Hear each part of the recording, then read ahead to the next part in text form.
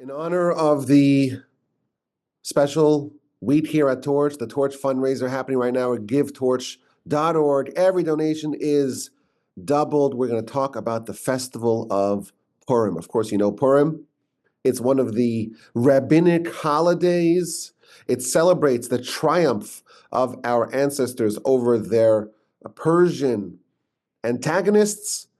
On this day, we read the Megillah, which is the official, codified, canonized story of what happened in those fateful days many years ago. We have a mitzvah to give gifts to the poor and send food to your neighbors and friends, and of course, eat a festive banquet. There are some other additional customs, namely, in a very unusual way, we're told, seems like very different than the typical style of our festivals. We're told to drink some alcohol, in fact, to drink a lot, so that we don't know the difference between cursed is Haman and blessed is Mordechai. A friend of mine who, we'll call him JJ, a friend of mine, he experienced Purim for the first time, and he said, "You're misspelling Purim. You're spelling it P-U-R-I-M, but it really should be spelled P-O-U-R, to poor, and then a dash, apostrophe M-E-M, Purim," because he saw so many rabbis drinking so much that he said we have to rename. We have to fix the spelling. Of course, it's a day, traditionally we get dressed up, and it's a day of unbridled joy. And we're remembering the story, the event that happened 2,400 years ago or so, that is told in the Megillah, in the Book of Esther. So this is already after the first temple was destroyed. The Jewish people, they entered the land under the leadership of Joshua, eventually David and Solomon. They build the temple. The temple is extant for more than 400 years, but it is destroyed. The nation is sent into exile. In exile, they're under the thumb of their overlords, enemies, the Babylonians, eventually the Persians, and they're trying to go back to the land. They're trying to rebuild the temple, and there's all sorts of obstacles along the way. Meanwhile, there's a grand celebration. This is how the book starts. There's a grand celebration, a 180-day celebration, plus an additional 7 days of celebration. And our sages tell us that this is really the celebration of the prophet Isaiah's prophecy not being fulfilled.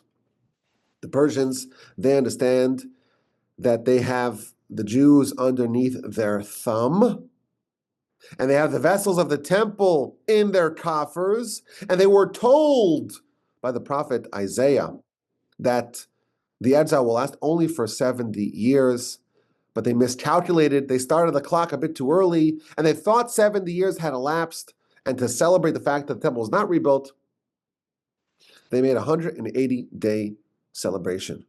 It's a banquet for all the people of Persia, and unfortunately, the Jews of Persia, some of them, many of them, they joined the party. And during the end of the party, the end of this very elaborate celebration, the king is drunk, and he summons his very beautiful Queen Vashti to appear, and she doesn't want to appear, and she rebuffs her husband publicly, and that's a great disgrace. We have to get rid of this terrible queen because she's setting a bad precedent. Now all the women will do the same to their husbands. It's going to mess up society. She is deposed. A search committee is appointed to find replacements, and they're taking all the beautiful women and girls from the realm, from the grand empire, the Persian Empire, and they're prepped for 12 months for a single night audience with the king, and then he's running through them, and he's not finding the one to replace his deposed and departed Queen Vashti. And then we read about a woman named Esther, and she is adopted, or maybe she's married to a man named Mordechai. Mordechai is one of the leaders of the Jewish people, and he was part of the first tranche of Jews that were sent into exile. The exile unfolded in stages. One of the stages of the exile is when the Babylonians sent 10,000 of the best and brightest of our people into exile. And he was part of that initial group because he was part of the Sanhedrin. He was part of the grand court, the high court, the supreme court of the land. And he is either married or adopted, different opinions, what exactly his relationship was with Esther. And she is selected. She is a candidate to be the queen to replace Queen Vashti. And he tells her, don't reveal your identity. Don't tell Achashverosh or any of his people, the king or any of his people, that you are in fact a Jewess. And specifically, don't tell him that you are a descendant of royalty. It's something very disgraceful that a relative, whether she's the wife or just the adopted relative of Mordechai, the most prestigious leader of the Jewish people, to be taken as a queen for King Ahasuerus, the Persian, it seems very wrong. But she actually had something going for her. She was a great candidate to be queen, because not only was she very beautiful, one of the most beautiful women of all time, we're told in the Talmud, but she was also descendant of King Saul. She came from royalty. She had royal blood coursing within her. Don't reveal your identity. Don't tell them you're a Jewess, and don't tell them that you come from Saul, because you don't want to be selected. Now, as fate would have it, she is selected, and that's part of the whole setup of the story. And then we read in chapter 2 of this book how Mordechai foils an assassination plot on the king. We don't know the significance, the salience of that, but it's going to play a big role towards the end of the story.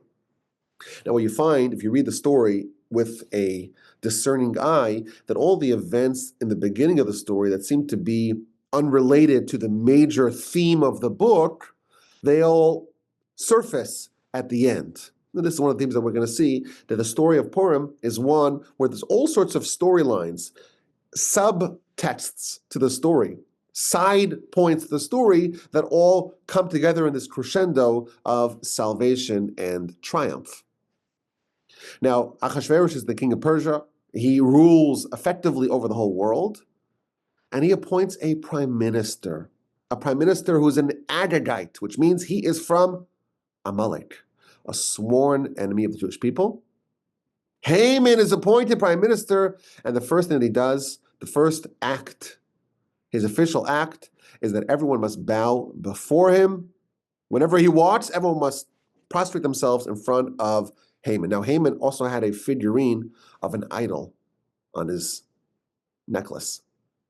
And therefore, when people are bowing down to him, effectively they're bowing down to the idol that he was carrying with him. And everyone was bowing to Haman, because refusal to fulfill this edict is a capital offense. But there was one man, Mordechai, who did not bow and did not prostrate himself. And this angered Haman. This incensed Haman, that this one guy who doesn't bow before him, and he has all the riches and all the power and a massive family, he's everything in the world besides for one thing, that Mordechai, one old Jew, doesn't bow before him, and he says, none of it's worth it. None of it's worth it, because this guy doesn't bow before me. But it's beneath him to attack simply Mordechai, to punish simply Mordechai. Instead, he sets his eye out to try to kill the entire nation. And he decides to determine when exactly is the most propitious time to do it. And he rolls dice. He plays the lottery to find out which month is ideal and which day of the month. And he comes up with a plan of genocide to kill the entire Jewish nation on the 13th day of Adar. Now, as an aside, the name of this festival, Purim, means lotteries. Haman had 2 lotteries. He puts 12 dice in his hand. Which month is going to be the right month? He picks out Adar. Which day? The 13th day of Adar. That's the day that he's going to destroy the entire Jewish nation. And then he goes to the king, I need your approval for something. There's this people, and they're terrible, and they're awful, and they're scattered, and they don't approve of you, they don't like you. Let me destroy them. And if you lose tax revenue as a result, I'll cover the loss. And Ahasuerus, no righteous person himself, He tells Haman, listen, you do what you want with the Jews. I approve of it, and I don't even need the money. It's fine. You keep the money to yourself. I am equally desirous of destroying the Jewish nation, which is a terrible thing. You have the Jewish people under the control of the Persians, and Haman, the Amalekite, he wants to destroy the nation. And Achashverosh, the would-be protector of the Jews, he also wants to destroy the Jewish nation and is even willing to forfeit all the tax revenue that is lost. And they send irreversible letters throughout the kingdom that grants everyone the right to exterminate and destroy the entirety of the Jewish nation on that day. And the nation is plunged into mourning and dread and fear. Now, of course, Mordechai knows, no one else knows, but Mordechai knows that we have a friend, we have an ally, we have a Jewess in the palace. And he sends her a message, go do something, go convince Achashverosh to rescind this decree, or at least to find some way to avoid the fulfillment of this decree. Now, the problem is that she says, well, how can I do it? If I go in and I try to intervene and try to interfere, I'll die, they'll kill me. And there's this whole back and forth between Mordechai and Esther. And Mordechai tells her, you think that if you keep quiet, you'll survive, and you'll escape, and everyone else will die, and you'll endure. No, the Jewish people will always endure. And if you're silent, Revach v'hatzala, salvation, deliverance will come for the Jews from a different place. The Almighty promised the Jewish nation will always survive, will be an eternal nation. It's a promise, we will survive. I don't know how, but it's either through you or somewhere else. And you were sent, most likely, you were sent to this position. You were positioned to play a role. If you don't do it, the salvation will come from someone else, but you will perish. You and your house and the house of your father will perish. And the reason why you were put in that royal position is to take the active role in ensuring the continuity of the nation. She says, sure, but everyone should fast on my behalf. The whole nation has 3 days of fasting. Mordechai actually has 7 days of fasting. She's fasting. Everyone's fasting as a form of prayer to help Esther on her mission. And she goes to Achashverosh, and she invites him and Haman to a festive banquet, and she'll tell him what she wants. And they get to the banquet, and she says, all I want is another banquet tomorrow. Also with Achashverosh and also with Haman. Now, why exactly is Esther inviting Achashverosh and Haman to a banquet? What's the deeper reason behind this? Why is this part of her plan? So the Talmud actually asks this question. The Talmud goes through every part of the story to explain the deeper subtleties of the story. And the Talmud offers 12 different reasons why Esther invited Haman to her parties with Achashverosh. She's trying to lobby, to persuade Achashverosh to do something to save her nation, and she wants Haman there. Why? So the Talmud says 12 different reasons. She knew, number one, that the wicked, they have their downfall when they get too revelrous at parties. So she's plotting Haman's downfall, and she wants him to be in a party mode. He's more vulnerable then. When she was younger, the second reason the Talmud says, she remembered hearing a verse in Proverbs. If your enemy is hungry, feed him bread. And she says, okay, if that's what King Solomon says in his book of Proverbs, I have my enemy, I'm going to feed him bread. She wanted Haman to be busy so he wouldn't have time to take advantage of his success. She invited Haman so no one would suspect that she's actually a Jewess and she's really being targeted by Haman. She invited Haman so the whole nation realizes what's happening. The clock is ticking to the point of extermination. And everyone's trying to figure out, what can we do? And some people might think, well, we have a friend at the palace. So maybe I shouldn't pray. Maybe I shouldn't fast. Maybe I know we got this covered. Esther invites Haman, and the whole people see that. Like everyone, all the Jews see, like Haman is being invited. He's being courted. He's being wooed by Esther. We can't rely on Esther. We got to pray. And it goes on reason after reason after reason after reason to explain she wants Achashverosh to be jealous. She wants to rouse God's compassion. She wants to make sure that when she springs the trap on Haman, he's right there, because Achashverosh was a bit fickle. And if he says, oh, I'll kill Haman, but let's go fetch him, by the time they fetch him, he'll change his plans. She wants him there, so he can say, right then, let's hang him on the gallows, and so on, reason upon reason. Haman is atop of the world. I was invited to party 1. I'm invited to party 2. And he gets home. On the way home, he sees Mordechai. Everyone's bowing down. Armies of people, legions of people are all prostrating themselves before him. And one man, lo yichra v'lo yishtachaveh, does not bow, does not prostrate. And he says, I cannot wait. I can't wait till the 13th day of Adar. I have to get rid of Mordechai pronto.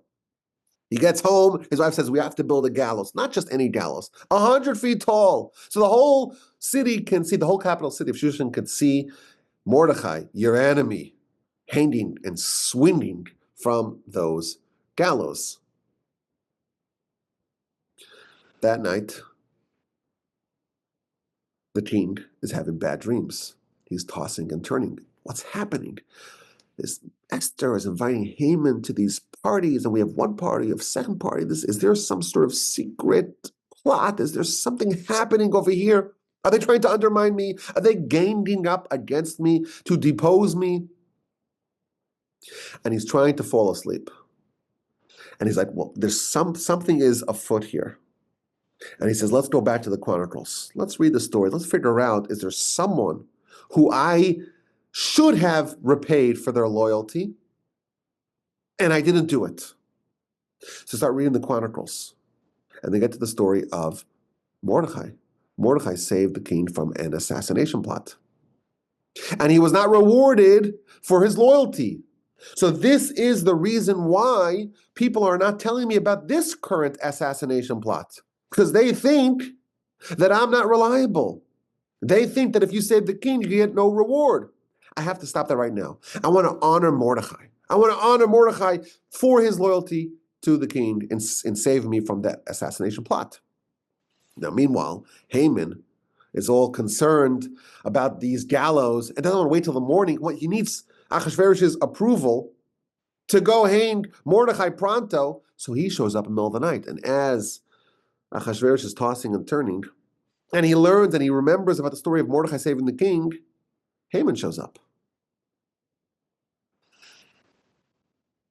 And Achashverosh consults Haman. There's a man that I want to honor. And how should we do it? How should we honor someone who's really been loyal to the king? And of course, Haman thinks he's referring to Haman. He's like, wow, who could the king possibly want to honor more than me? He must be referring to me. So he comes up with the most elaborate plan. We have to deck the guy out, put him on the garments of the king, and put him on the royal chariot of the king, and we should have the highest officer in the land to announce and proclaim, so shall be done to the man whom the king wishes to honor. Parade him throughout the whole streets. He thought, of course, that that's going to come to him. And of course is shocked when Achashverosh says, that's an excellent idea. I want you to go to Mordechai. You're a sworn enemy that you came to me right now to say, let's hang him up on a tree. Give him that honor. And you, because you're the highest officer in the land, you'll parade him throughout the street. And indeed, that's what happens. He spends the whole day between banquet 1 and banquet 2 taking Mordechai, his arch enemy, who's been fasting, and the Talmud even says that he had to climb on top of Haman. He was so weak. He's like, hey, Haman, you have to help me up onto the horse because I'm too weak. I've been fasting for a week. Climb up on top of the horse and parade him throughout the city. And we learn more about what happened. His daughter was witnessing the events, was witnessing the cavalcade, and she sees this incredibly bright, this visage of a great person being paraded by this poor, pathetic person who's carrying him, who's leading the horse. And proclaiming, "So shall be done to the man who the king wishes to honor." And she assumes that Haman is on the horse and Mordechai is pulling him. So she starts dumping trash on top of the person leading the horse.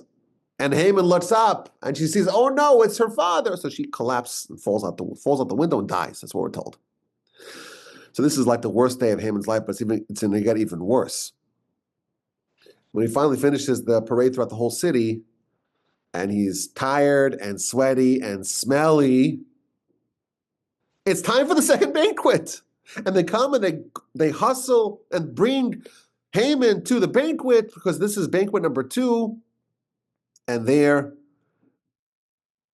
Achashverosh tells Esther, okay, what do you actually want? And she says, all I want is my life and the life of my people. Your people, who's your people? Oh, your people are the Jews. And this man, this terrible man, he wants to destroy them.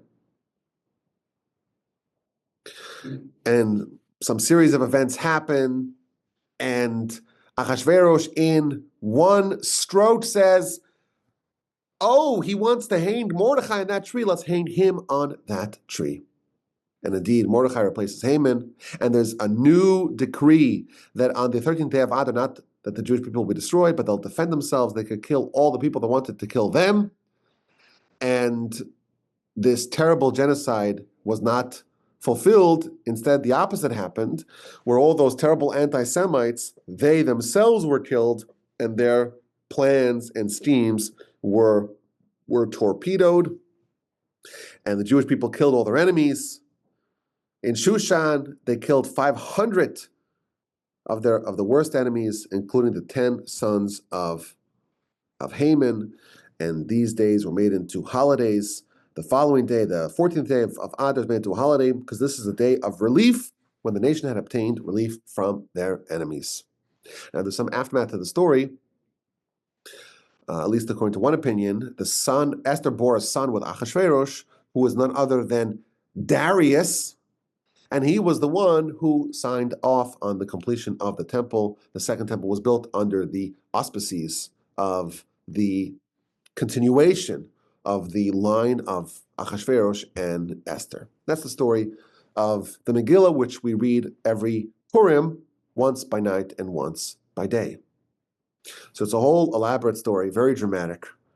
And in fact, it is one of the 24 books of the biblical canon.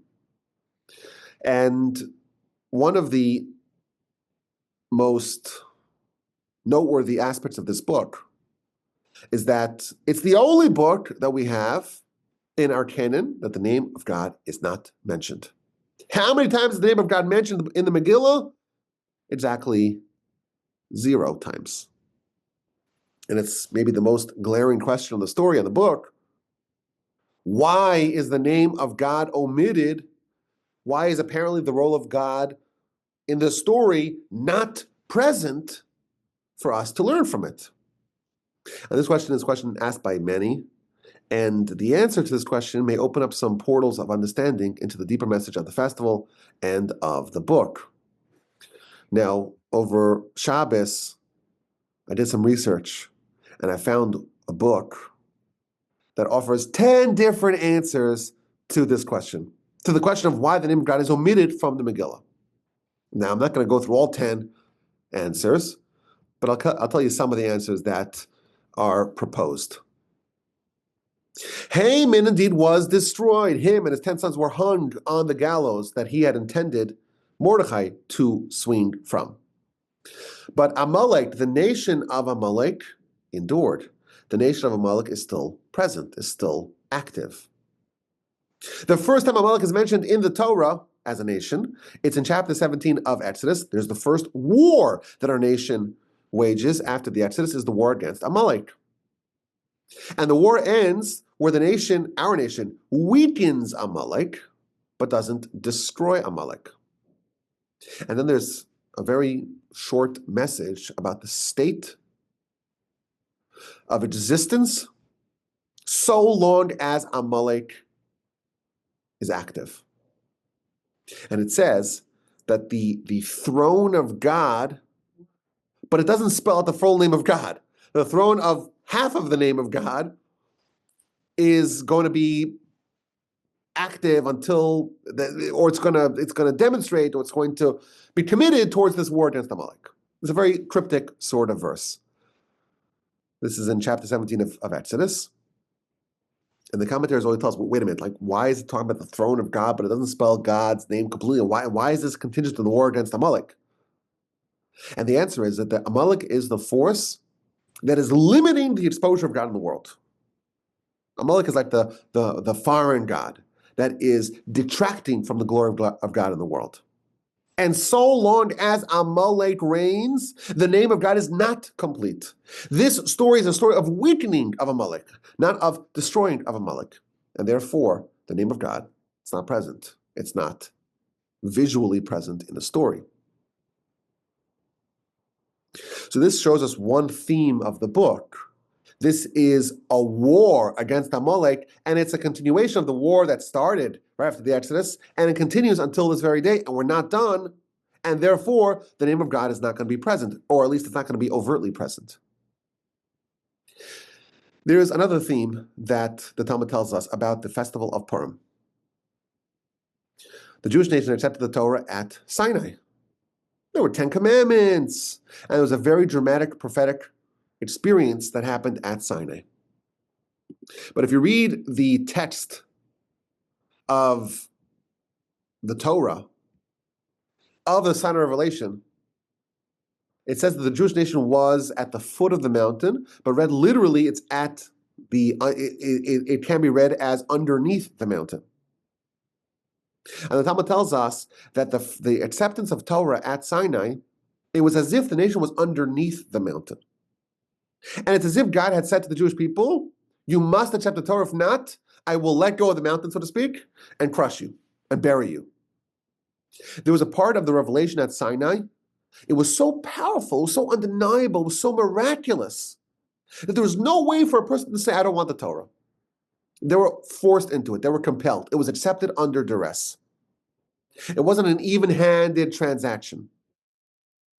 And therefore, there is the possibility of the nation saying, you know what? We didn't accept the Torah willfully. We were forced into it. This was not a decision that we made on our own. We were compelled to accept the Torah. But in the story of Purim, the nation accepted the Torah out of love, willfully. There were no overt miracles in the Purim story. And the nation was kimu v'kibu. They upheld and accepted the Torah once more. They renewed their vows that they initially accepted at Sinai. And this time, there were no miracles, there were no overt miracles. So they accepted it out of love. So this Purim story, the Talmud tells us, it's a second Sinai. It's a second reenactment of the Sinai acceptance of Torah. Only this time, there's no miracles, or at least no overt miracles, and they accepted it out of love. They weren't compelled. It was not under duress. And in order to affirm that, the name of God doesn't even appear. Don't think that the presence of God was palpable, was noticeable at the Purim story. No, it wasn't noticeable. And nevertheless, the nation accepted, and thus completing, so to speak, the Sinai acceptance. They accepted it once at Sinai under duress, and now they accepted it willfully out of love. If the name of God was present in the Megillah, Haman and his ilk would be aggrandized. A third answer tells us. Haman would say, look at me. God wants to fight me. Look at Amalek. We're important. We matter. We're an equal, so to speak, God forbid, to Almighty God. We're a counterweight. God needs to kind of show up and fight us. In order to dispel that, God's name is not present. Another answer. There was great joy in the Purim story. La Yehudim, the Jews, they had Orah v'simcha, they had light and joy. It's a joyous story, and we celebrate it with joy. The whole day is a day of joy. It's a day that we give gifts to our neighbors to have a joyous relationship with our neighbors. We give gifts to the poor. They should be joyous as well. We eat, and we even drink a little bit to be joyous as well. We read the story to remember the joyous events. But the joy was marred a little bit by some of the other events of this book. You have a story here that Esther, she's a princess of our people. She's a scion to King Saul, and she has to be taken by Ahasuerus. Could there have been maybe a better way, a less scandalous way to achieve the aims of the story? And yes, the Second Temple was built as a result of this story, in the aftermath of this story, but the Second Temple did not endure forever. The Second Temple was ultimately destroyed. And even when the Second Temple was active, it did not have all the miracles and all the accoutrements of the First Temple. There were people, our sages tell us, who were present in the First Temple and when it was rebuilt in the Second Temple. The 70 years between them, but there were some really old people who remembered the First Temple and they were there at the inauguration of the Second Temple. And they were crying because they remembered the grandeur and the prestige and the stature of the First Temple. And the Second Temple paled by comparison. So yes, it's a joyous story, but there's a little bit of an asterisk to the joy. And we don't quite have the full unbridled joy that hopefully we will have when the Third Temple is built with great pomp and ceremony. And indeed, the glory of the First Temple will be restored and it will be permanent and eternal. Then we could have full joy. And the name of God is not going to be applied in this story because it's not really a full story. And finally, again, I'm only telling you some of the answers. There's many, many more answers. The other answer I saw, which was very interesting, this I did not know. The Megillah itself, the Book of Esther itself, says that this was included in the chronicles of Persia and Media, the Persian Empire. This story was present in the Persian Empire. They chronicled it in the official history books of Persia. And what were they working off? They're working off the story that Mordechai and Esther wrote, the Book of Esther. The Book of Esther itself was translated to Persian. What would be if the Book of Esther had lots of instances where the name of God was present, and Mordechai and Esther had highlighted every role that God was playing behind the scenes to make sure that Esther was chosen and that Vashti was deposed and Haman was appointed, and all these decisions all happened. It all seems to be random, all seems to be coincidental, but really it's God manipulating it all. If the name of God was overt, what would happen in the Persian translation? They would take their deity, and every time it says the name of God, they would just supplant it with their deity. And that would be, of course, a great disgrace. And Mordechai and Esther knew that. They knew this was going to be included in the Chronicles, so they just made a decision to not include the name of God, at least not overtly, in the official retelling of the events. That said, the name of this book is called the Book of Esther, but really it's called the Scroll of Esther, Megillah, which means a scroll. Megillat Esther, the Scroll of Esther. Now in Hebrew, the word Megillah, or Megillah, also means to reveal what is hidden. And the word Esther means hidden. So Megillah Esther can be read as the Scroll of Esther, the Book of Esther, the story of Esther, but it can also be read as the revealing of the hidden. And while it is true that the name of God does not appear even once throughout the whole book, the goal of the reading of the book is to reveal the hidden, to show where God actually was present in this story. Every part of the many moving parts of the story could have happened on their own, could have happened absent a miracle. There's no overt miracles, no splitting of the sea, there's no manna that the nations eat, no 10 miraculous plagues. Nothing of that nature is happening over here. But nevertheless, if you dig beneath the surface and you try to reveal what is hidden, you find that actually the Almighty is manipulating the whole story. And when you zoom out And you see the whole story in its context. The story actually happened over the course of 9 years. It's presented as one narrative, but historically it took 9 years from beginning to end. The whole story is really about trying to find the hidden role that God played, the guiding hand of God that was manipulating every event, every beat of this story. And the commentaries actually discover that there are all sorts of hidden references to the name of God.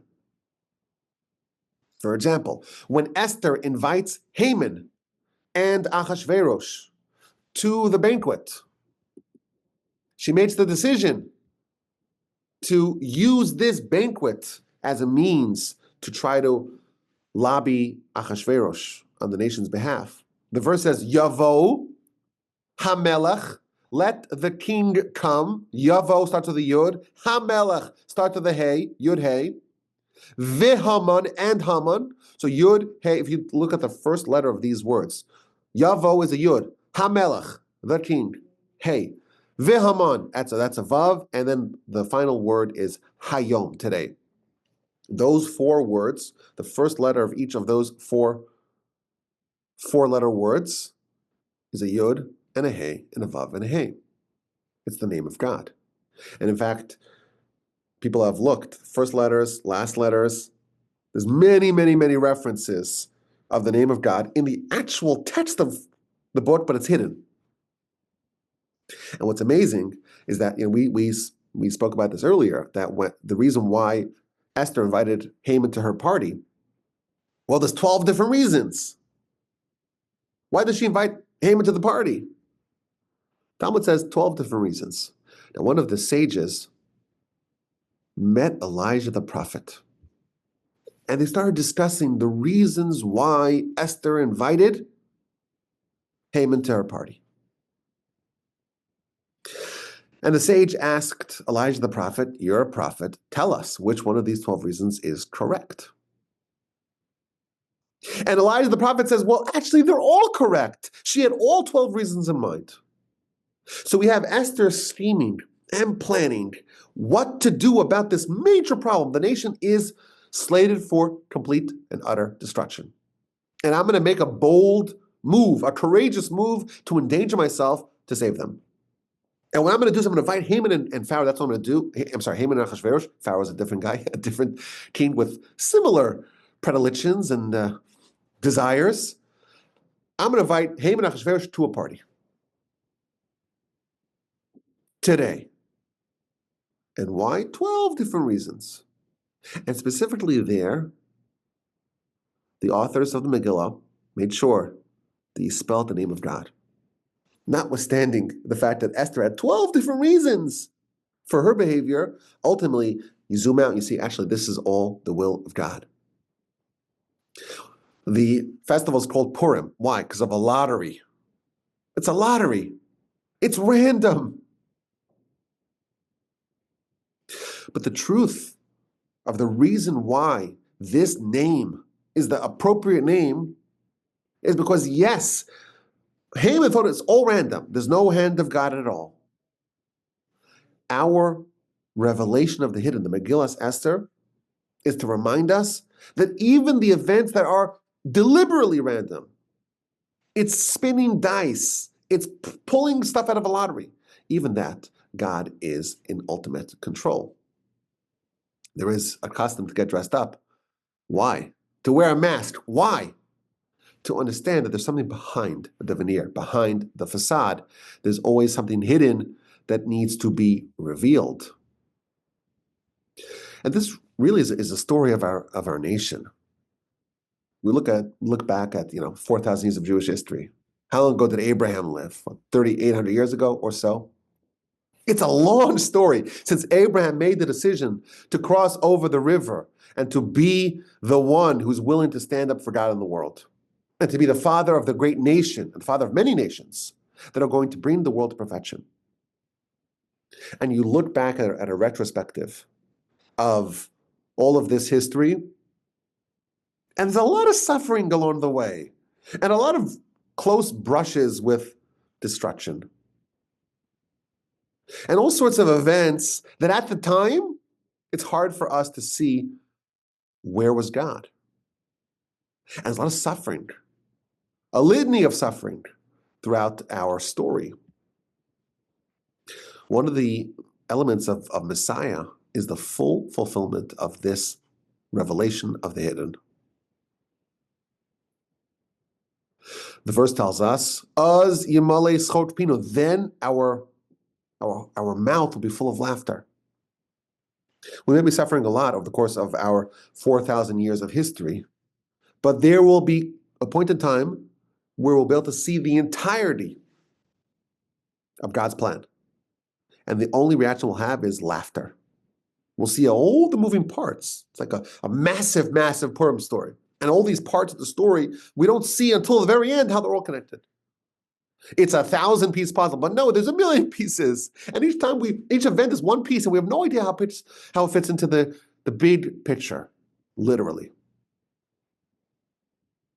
And Messiah comes, and suddenly we could zoom out and see the entire picture. And every single little piece on its own doesn't really tell a story. But together, it's a great tapestry. In this week's Parsha's Ki Sisa, and it's a very dramatic parsha. We have the golden calf and the aftermath. And there's a very, I guess, esoteric exchange between Moshe and God. Moshe tells God, "Show me your honor, show me, reveal yourself to me," so to speak. And we don't know exactly what Moshe wants to do. What does he want to see? What does he want to learn? But there's a line where God says, "I will show you my back, but my face you will not see." And what that means, it's a very difficult subject to understand. Theologically, it's a bit challenging. What does that mean? God doesn't have a visual appearance. One of the explanations is that the hand of God is only visual in retrospect. The role of God at the time, we didn't see God for 9 years. You write the book, you reveal the hidden. And you look backwards, you have a retrospect, and you see the hand of God. That's the lesson of the Book of Esther. There's a lot of difficult things that happened, a lot of tragedy and suffering that happened. But when it's done, you reveal the hidden, you realize that it's really the Almighty taking care of us and working towards our benefit, and ensuring that the temple's being rebuilt, and ensuring that the nation will have a great continuity. But at the time, it was hidden. His role was hidden, was obscured, was obfuscated. And our sages tell us that the only way to really understand, to be able to celebrate, before you see the whole picture, before you see the million-piece puzzle, you have to get a bit tipsy. You got to be a little drunk. You have to suspend your understanding. You have to take your intellect and put it aside. In the dog days of Haman, it's very hard to celebrate. When you think you know what's happening, you think that you have a sense in the direction of where things are going. And you evaluate things, and this is bad, and this is bad, and maybe this is good, but this is bad, and this is bad. Purim teaches us you have to take your own intellect, you have to take your own understanding, your own assessment, your own evaluation, your own analysis, and toss it out the window. And you have to develop this suspension of belief in your own capacity to judge, in your own capacity to assess and evaluate. And say, God, you have a plan. I know you have a plan. There will come a time that we'll be able to look backwards and see the plan. But right now, I can't see it. And I am recognizing that, and I'm just taking my capacity to evaluate things rationally and tossing it out the window. The work of Purim is to reverse engineer the story of Purim and find all the hidden times where God did things for our benefit and we did not know about it at the time. We read the story of Purim and we piece together the miracles. We get a little chance to see behind the curtains. It's a mini micro Messiah where we get to look back and see at this little story to see all the hidden parts hidden roles that God played at the time. And we see the Almighty orchestrating and manipulating and coordinating the events. Each event on its own, it's a piece of the puzzle. It's not surprising. It's not noteworthy. It's not nature defying. It's not a miracle. Each can be excused away as a coincidence. But the story is positioned in a way in the Megillah to reveal the hidden hand of God. Yes, the name of God is not featured overtly in the Book of Esther, but it is there. It's there. It's hidden. God is behind the scenes. You need to squint a bit in order to see him. Our objective on Purim is to learn to train ourselves to see the Almighty's hidden hand, orchestrating everything in our personal lives, orchestrating everything in our national lives, orchestrating everything in all of human history. And to realize the Almighty is guiding us. He's preparing us. God prepares the footsteps of man. He's positioning us to achieve our destiny and our mission in life. And all those obstacles that bother us, that stymie us, that stifle us, they're actually very strategically positioned to ensure that we achieve our destiny. Those obstacles are not obstacles. They're divine nudges positioned perfectly to help us achieve greatness. May we all be so fortunate as to take the lesson of Purim to heart and to see the hidden themes, to reveal them, to do the Megillas Esther, and to look back at the story of Purim and to see the hand of God, the name of God. It's there, but it's hidden. To piece together that puzzle of that story and to take comfort in the fact that when we live in a chaotic and hard to understand world and hard to understand life, and we see hard to understand events, hard to understand consequences of events, hard to understand developments, and we try to understand what's happening. Where's God? Did God forget us? No, he's there. His role is hidden. We will one day, please God, witness the completion of this puzzle. But now we have to accept that. We see an example of that, and we have to train ourselves. And it's sometimes hard to do. You might need a drink or two to get there. To train ourselves, the Almighty is holding our hand, guiding us every step of the way. Let's have a happy Purim. Let's have a joyous Purim, joy with ourselves, joy with our family, joy with our community, joy, by the way, even with our enemies, because ultimately they too are just tools of the Almighty. And with this joy, we can re-accept the Torah with a full heart. It's not being forced upon us. You understand that ultimately it's all for our benefit. When Messiah comes, actually the role of Purim will be augmented. Why? Because this is the prototype of what we're going to learn, of what we're going to see, of how we're going to be educated, of how we're going to be transformed. May we witness the full redemption, where we can have full joy, where the name of God can be revealed in all of its glory, where Amalek will be destroyed and the throne of God will be complete. May it happen speedily in our days. Have a happy Purim. Have a joyous and uplifting Purim. The Torch fundraiser is happening still right now, givetorch.org.